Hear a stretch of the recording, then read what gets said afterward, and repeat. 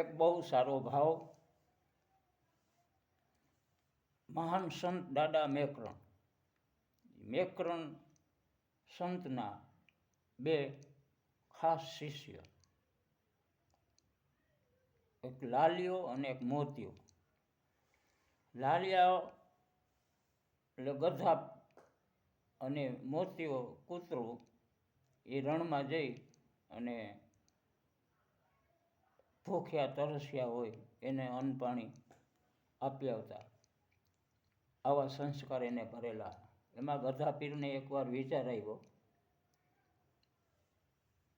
ત્યારનું ભજન છે એ ભાવ છે કે આજ્ઞા માગી દાદા મેકરણની, ગધા પીર કે બહુ થઈ ઈચ્છા મારી, યાત્રા કરવી ત્રણેય લોકની, જો આજ્ઞા હોય ગુરુ તમારી.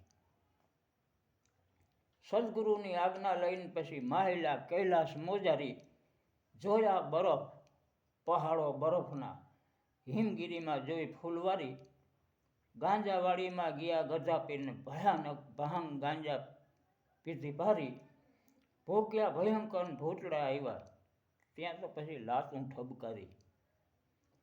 શિવજી બેઠા ધ્યાન ધરીને, બેલ કહે શિવ લ્યો ઉગારી, ગજબના કોઈ ગધાજી આવ્યા છે, મેથી પાક દિયે છે ભારી.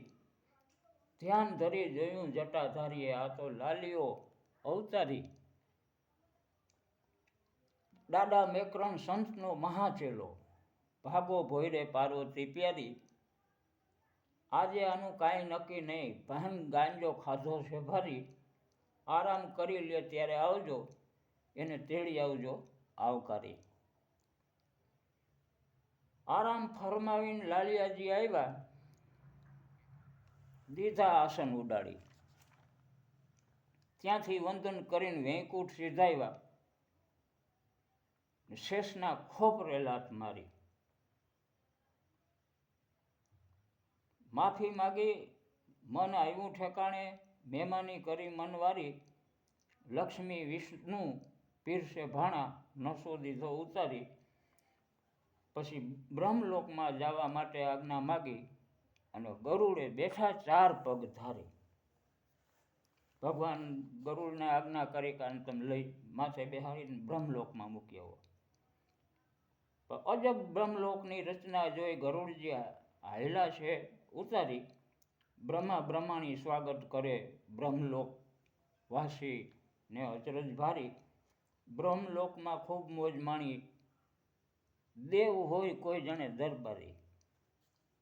આવા ગધાપીર ત્રણેય લોકની યાત્રા કરીને ચારેય ધામની કરી તૈયારી.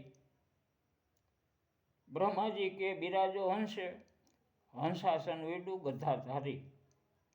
ચારે ધામની યાત્રા કરી આવ્યા ગુરુદ્વારે પાવનકારી. સુરબરદાય તો આવા ગુરુ મળે જો, તો અંધારામાં થાય ઉજિયારી. આજ્ઞા માગી દાદા મેકરણની ને ગધા પીર કે થઈ છે ઈચ્છા બહુ મારી. આજ્ઞા કરો તો યાત્રા કરવી ત્રણેય લોકની, અને જો આજ્ઞા હોય ગુરુ તમારી.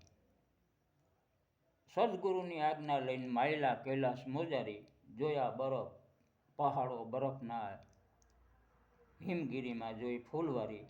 આવી આજ્ઞા માગી ગધા પીર આવી રીતે ત્રણેય લોક 4 ધામની યાત્રા કરી પાછા ગુરુના ચરણે આવે છે. જય માતાજી.